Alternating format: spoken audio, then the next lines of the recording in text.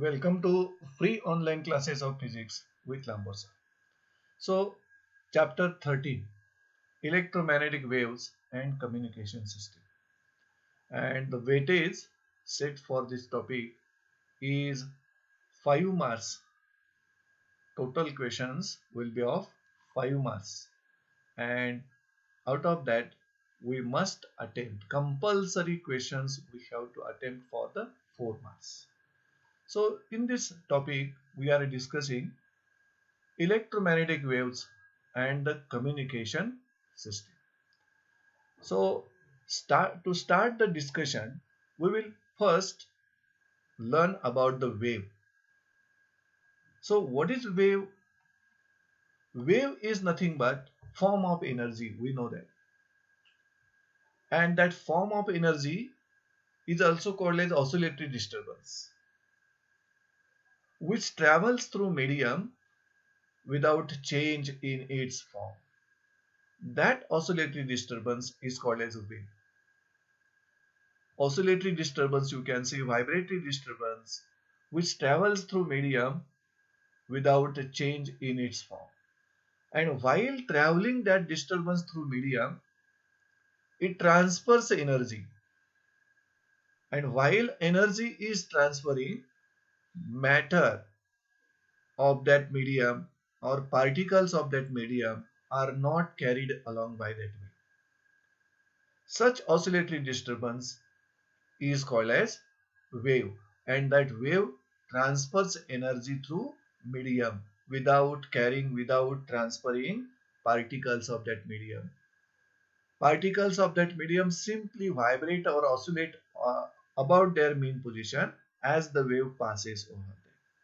Now here, difference between transverse waves and longitudinal waves. So we know that in case of transverse wave, direction in which particles of medium vibrates and the direction in which wave propagates are perpendicular. So in case of transverse wave, particles of the medium vibrates in a direction perpendicular to the direction of propagation of wave. That wave is called as a transverse wave. And that transverse wave are formed on the surface of water. Stretched string. Inside the stretched string, transverse waves are formed. And a transverse wave consists crest and trough, which are alternately produced. So a wave in which particles of medium vibrates in a direction perpendicular to the direction of propagation of wave. So wave propagation direction and particle vibration direction perpendicular to each other in case of transverse wave. Now, in case of longitudinal wave, the particles of medium vibrates in a direction parallel. Particles of medium vibrates in a direction parallel to the direction of propagation of wave. That waves are called longitudinal wave. And a longitudinal wave consists compressions and rarefactions which are alternately produced. So the difference between transverse and longitudinal wave is that particles of medium vibrates perpendicular to direction of propagation of wave in case of transverse wave, while in case of longitudinal wave, particles of medium vibrates in a direction parallel to the direction of propagation of wave. So this much is only difference between transverse wave and longitudinal wave. Now let us learn about the electric field and magnetic field, as we want to learn about the electromagnetic waves. In that wave, both the fields are there. That's why we want to revise the concepts electric field and magnetic field, as we have discussed electric field in the chapter 10 electrostatics and magnetic field in the chapter 12, which is the magnetism. So what is electric field? Electric field is the space or is the region surrounding the charge in which any other charge experiences force. That limited space or region surrounding the charge is called electric field of that charge. And we know that there are two types of charges, positive charge and negative charge. Both the charges produces electric field in the surrounding space. And what are the sources of electric field? The sources of electric field are the charges, positive or negative. Also, any charged body produces electric field in the surrounding space. So, an electric charge, charged body are the sources of electric field. Now, magnetic field. Magnetic field is also the space or region surrounding the magnet in which any other pole experiences force. That space or region is called magnetic field of that magnet. We learned both the fields earlier. And what are the sources of magnetic field? Bar magnet produces magnetic field. Current carrying conductor produces magnetic field. Solenoid, toroid produces magnetic field. So the sources of magnetic field are bar magnet, which is also called as a magnetic dipole. Current carrying conductor, that you have studied in the 10th standard, magnetic effect of electric current, discovered by scientist Oersted. He discovered that a current carrying produces magnetic field in the surrounding space. Also, solenoid, toroid, these are the few sources of magnetic field. Now let us learn about the electromagnetic wave. So before learning the concept of electromagnetic wave, we will learn here four basic laws. There are four basic laws like Gauss law of electrostatics, Gauss law of magnetism, Faraday's and Lenz law, and Ampere's circuital law. These are the four basic laws. And that four basic laws derives or describes the behavior of electric field and magnetic field.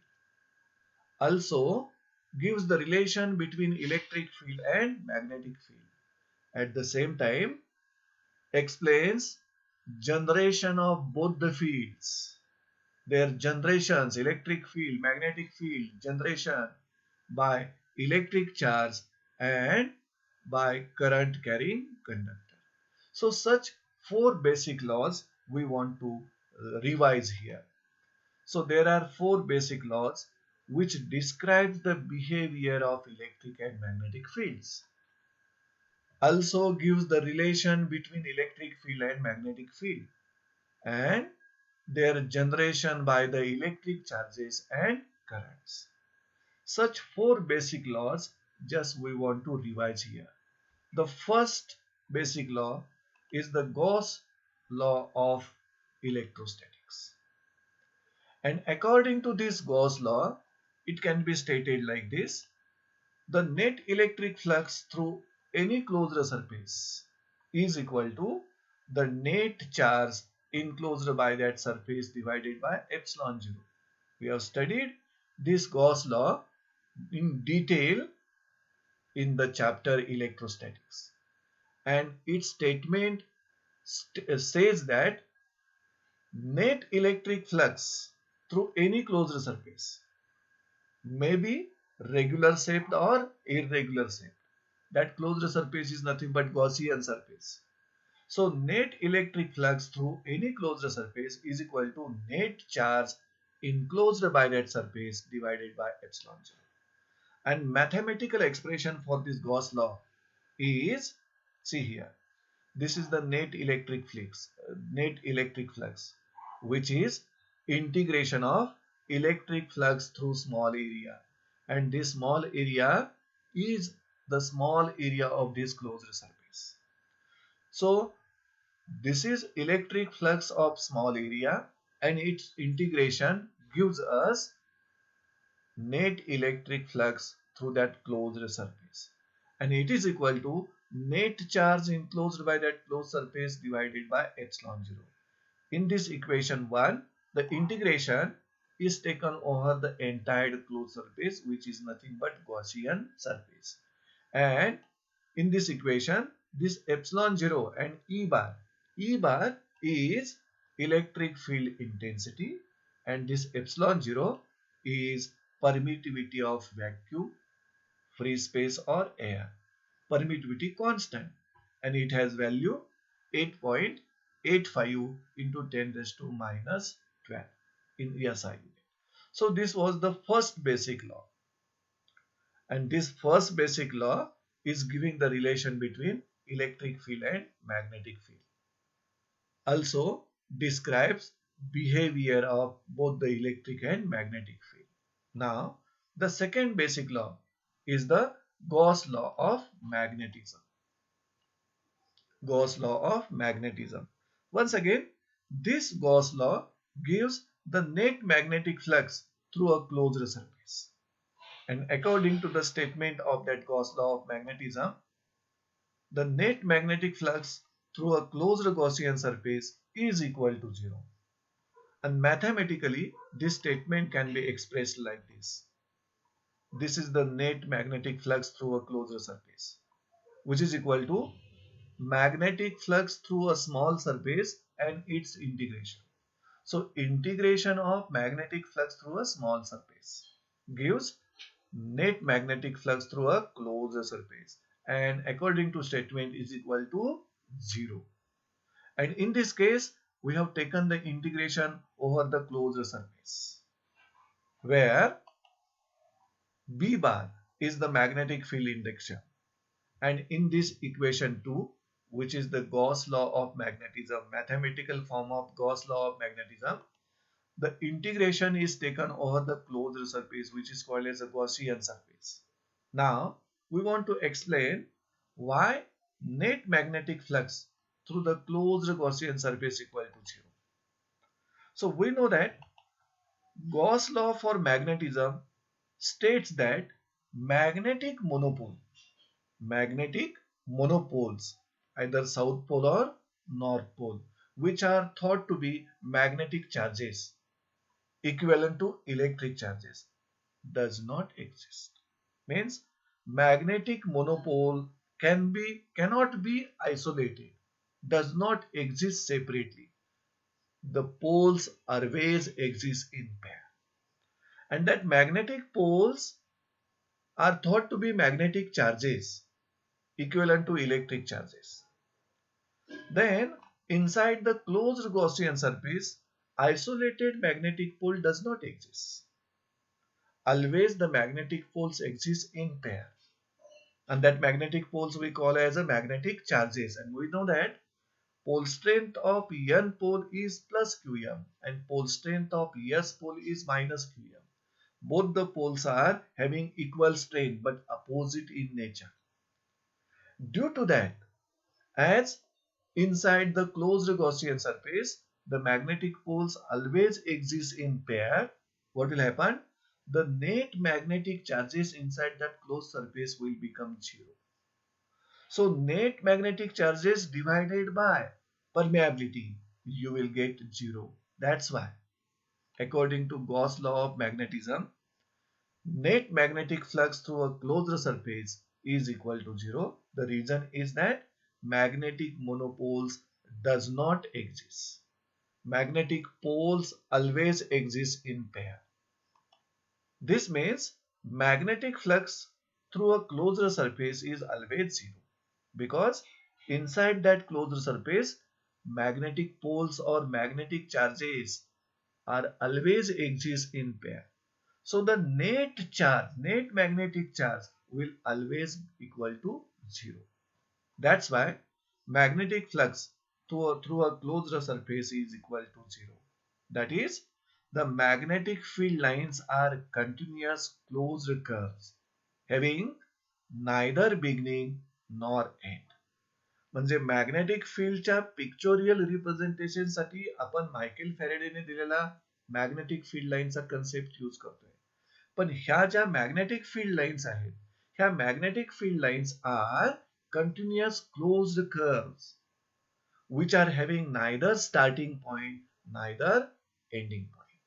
So this was the second basic law which expresses which gives the relation between electric and magnetic field and also expresses the behavior of both the fields. Now let us learn third basic law, which is Faraday's laws along with Lenz's law. So first of all, we will learn the statement of Faraday's laws. According to Faraday, whenever there is change in magnetic flux linked with coil, conductor or circuit, then EMF is induced in it. So Faraday says that whenever magnetic flux linked with coil, conductor or circuit is changing, then EMF will be induced in that coil, conductor or circuit. And the magnitude of induced EMF in coil, conductor or circuit is given by the formula. See here, E equal to d phi m by dt. This E is the magnitude of EMF, magnitude of induced EMF in this coil, conductor or circuit, and which is equal to rate of change of magnetic flux with respect to time. And whenever magnetic flux linked with this coil, conductor or circuit changes with time, then in that coil, conductor or circuit, EMF is induced. That EMF is nothing but electromotive force. And as its name suggests, it is not force, but it is form of energy or work. Now, Lenz's law. What is the statement of Lenz's law? This Lenz's law gives the direction of induced EMF. Faraday's laws gives magnitude of induced EMF, cause of induced EMF. But this Lenz's law is giving direction of induced EMF. So the statement of Lenz's law is like this. Direction of induced EMF. This induced EMF is in coil, conductor or circuit. The direction of that induced EMF is such that the change in magnetic flux is opposed. Mean this induced EMF opposes the magnetic flux change, opposes the change which opposes the magnetic flux which produces the change in magnetic flux. So if we combine both Faraday's laws and Lenz's law, we will get EMF induced in coil, conductor or circuit in magnitude and direction. I will repeat here. Lenz's law is giving direction of induced EMF and Faraday's law is giving cause and magnitude of induced EMF. What is the cause of induced EMF? The cause of induced EMF is change in magnetic flux linked with coil, conductor or circuit. This is the cause of induced EMF. And what is the magnitude of induced EMF is given by this formula. Now, according to Faraday's law with Lenz's law, combining Faraday's laws and Lenz's law, we can write mathematical form. See here, this is the EMF induced in coil, circuit or conductor equal to minus d phi m by dt. And this is your third equation, third basic law. And this negative sign indicates that this induced EMF opposes the rate of change of magnetic flux with respect to time. And in this equation, this phi m is what? Magnetic flux linked with coil, conductor or circuit. So out of the four basic laws we have studied, we have discussed first three basic laws, which are describing behavior of electric and magnetic field, explaining relation between them. Now we will go through here the integration which is taken over the closed surface. Now fourth law, Ampere's circuital law. The statement for Ampere's circuital law, this Ampere's circuital law describes the relation between induced magnetic field associated with a closed loop and the current flowing through the loop. Means in case of Ampere circuital law, there are number of current carrying conductors. And surrounding that conductor, we have imagined a closed loop, which is called as the Amperian loop.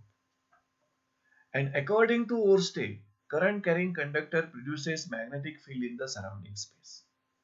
And that magnetic field, which is the induced magnetic field, is associated with the surrounding closed loop. And its value, the net magnetic field associated with the closed loop, is equal to mu 0 times net current enclosed by that closed loop. So this is the mathematical, so this is the statement of Ampere circuital law. Because this Ampere circuital law is giving the relation between induced magnetic field associated with the loop, closed loop, and the current flowing through the loop. Means we are getting the relation between magnetic field linked with closed loop and the net current enclosed by that closed loop. And the statement for this Ampere circuital law is that the net magnetic field through a closed surface or closed loop is equal to mu 0 times the net current enclosed by that closed loop. And that closed loop which encloses the current is called as the Amperian loop. So mathematical form for Ampere circuital law is like this. See here, this gives you magnetic field associated with the closed loop that we have taken the integration. The net magnetic field through a closed loop associated with a closed loop is equal to mu 0 times the net current enclosed by that closed loop. So this was the mathematical statement for the Ampere circuital law. In this statement, this integration is taken over that closed loop which is called as the Amperian loop. Also, in this equation, B bar is the magnetic field induction and this mu 0 is the permeability of vacuum free space or air, and this I is the net current which is enclosed by that Amperian loop, closed loop. I is the current flowing through the closed loop.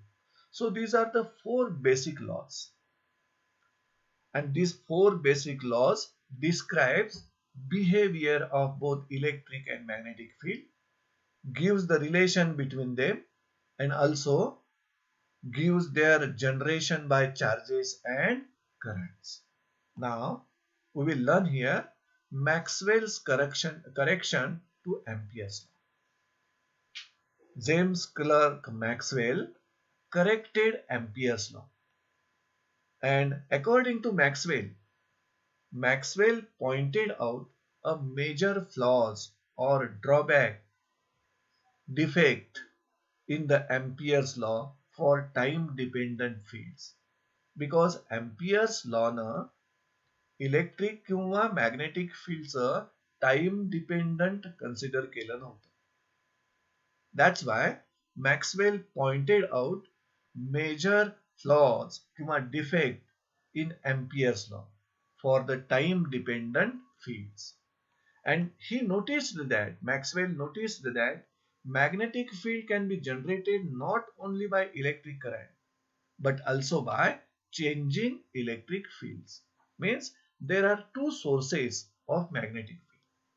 First, current carrying conductor produces magnetic field, and also changing electric field produces magnetic field.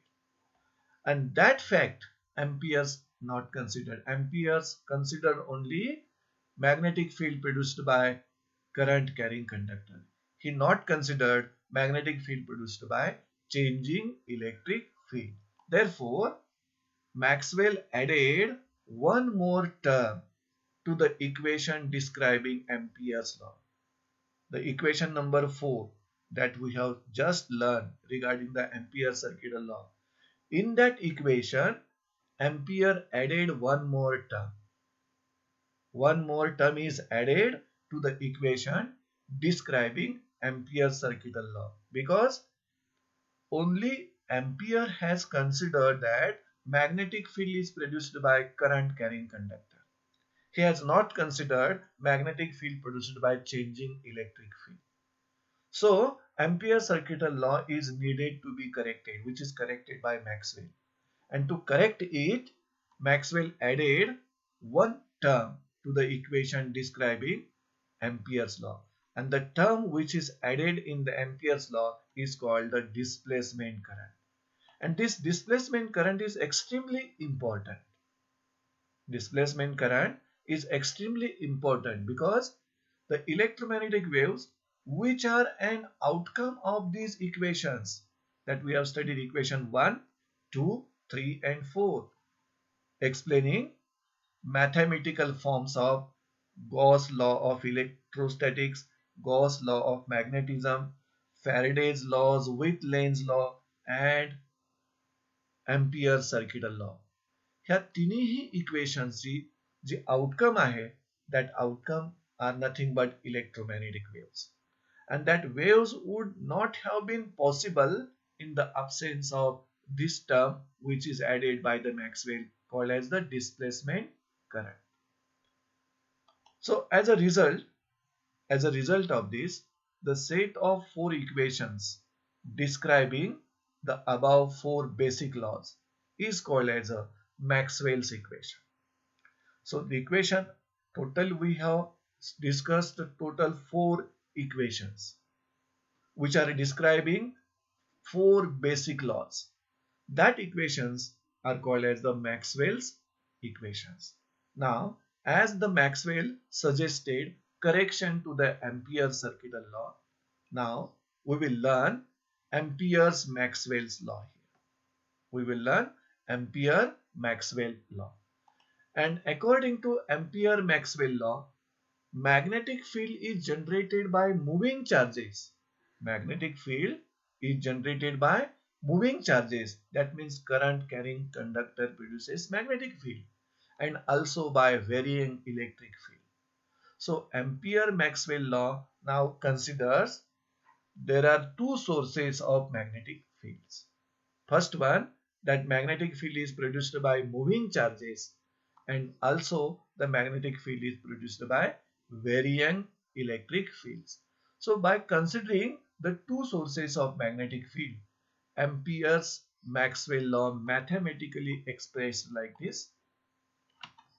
So this gives you net magnetic flux associated with the closed loop, Amperian loop, is equal to mu 0 I plus epsilon 0 mu 0 d phi e by dt.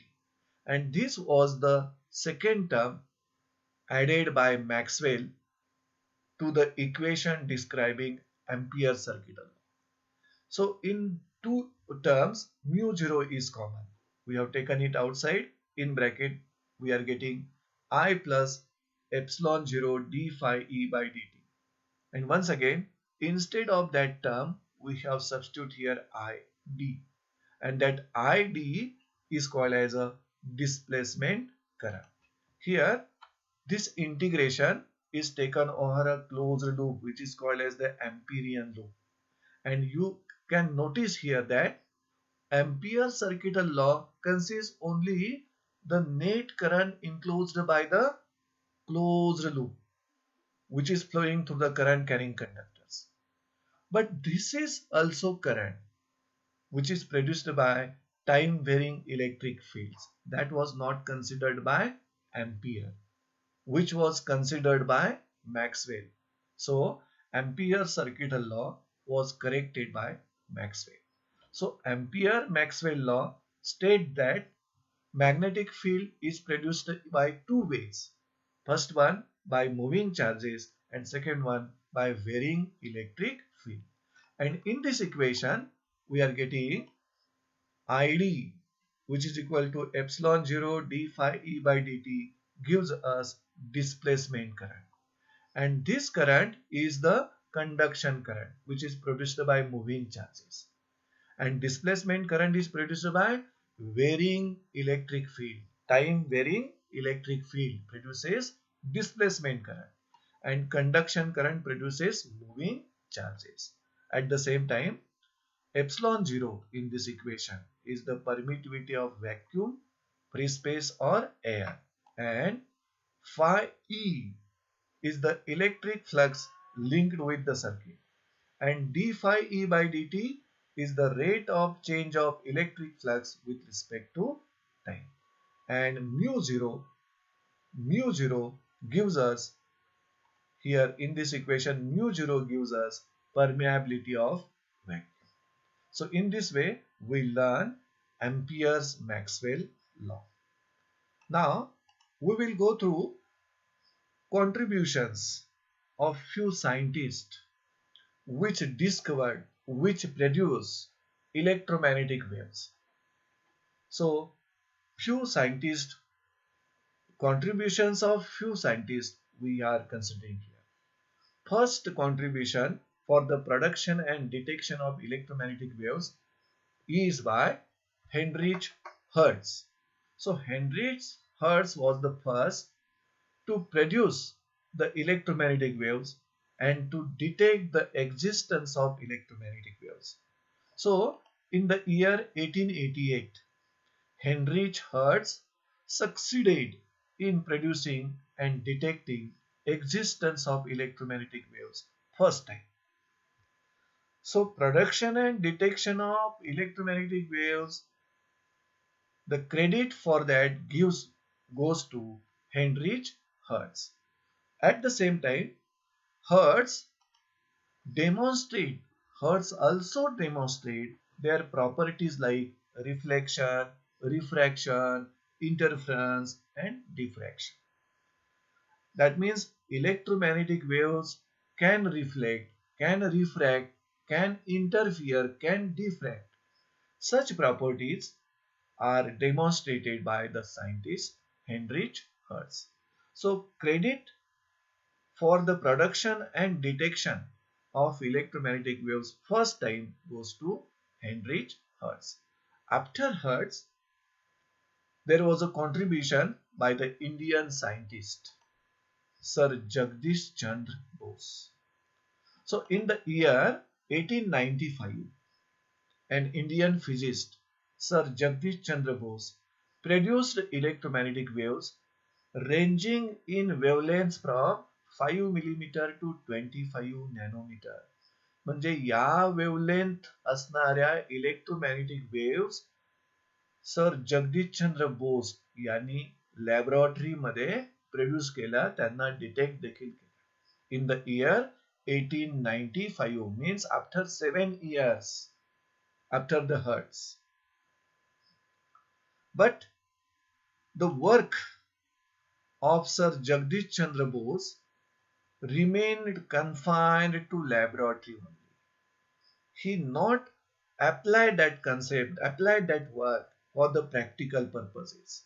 Only Jagdish Chandra Bose produced electromagnetic waves in the laboratory whose wavelength will range from 5 millimeter to 25 nanometer. So after the contribution of J.C. Bose, there was G. Marconi, an Italian physicist. In the year after J.C. Bose, the study of electromagnetic waves was performed by G. Marconi. So in year 1896, that means after 1 year only, in the year 1896, an Italian physicist G. Marconi produced electromagnetic waves. G. Marconi also produced electromagnetic waves and became the first to establish wireless communication. So what is the difference between J.C. Bose and Marconi? J.C. Bose only produced electromagnetic waves in the laboratory. But Marconi produced the electromagnetic waves and became the first to establish wireless communication when he transmitted and received the signals across the English channels over a distance of about 48 kilometers.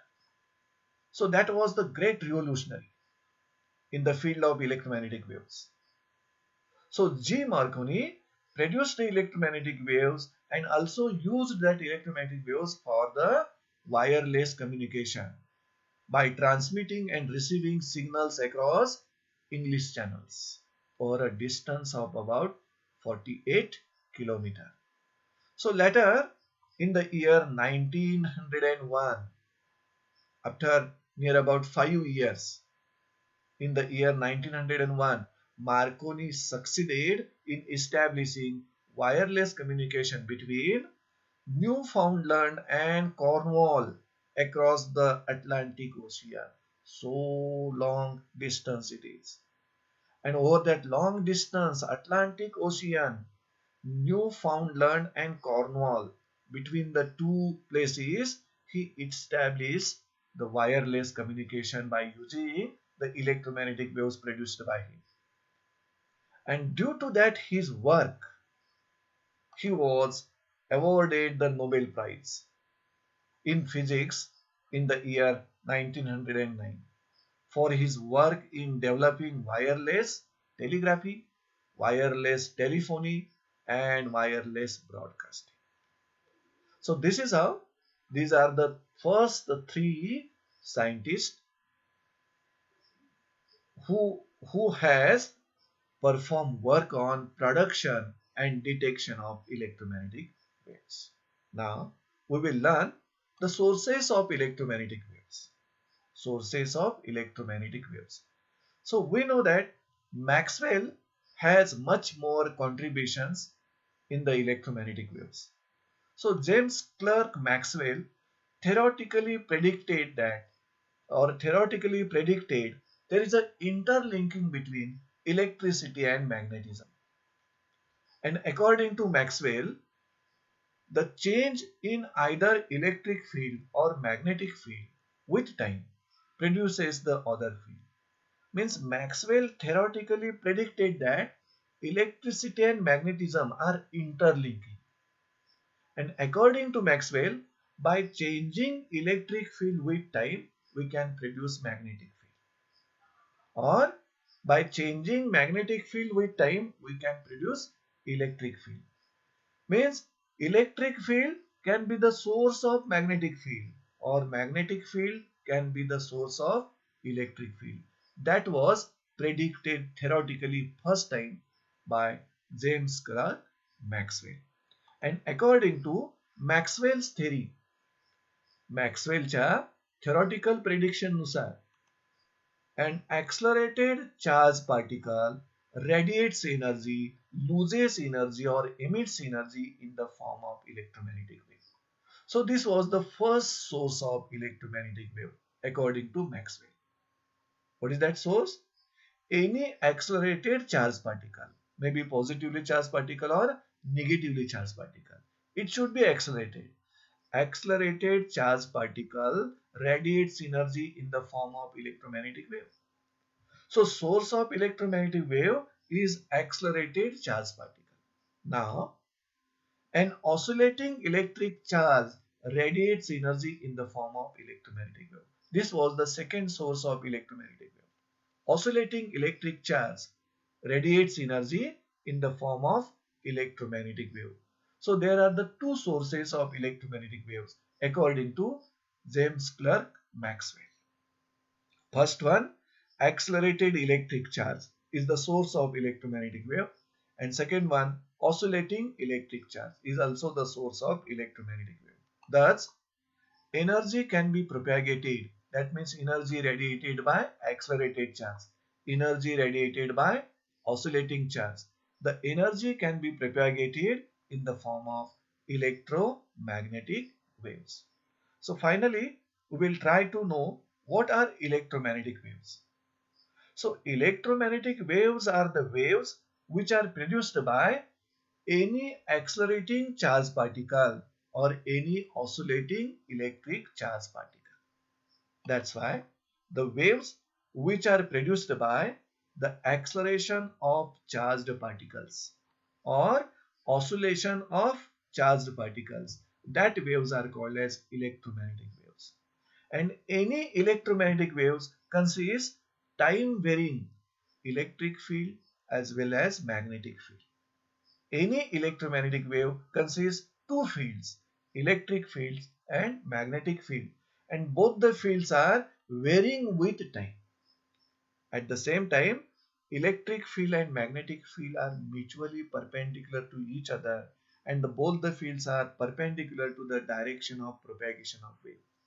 So this is important information regarding the electromagnetic waves. So electromagnetic wave consists of time varying electric field and time varying magnetic field, which are at right angles to each other and also perpendicular to the direction of propagation of wave. Means electromagnetic waves has two fields, electric field, magnetic field, time varying electric and magnetic field at right angles to each other, and also both the fields are perpendicular to the direction of propagation of wave. So in this way we have discussed some basic regarding the electromagnetic wave and communication system.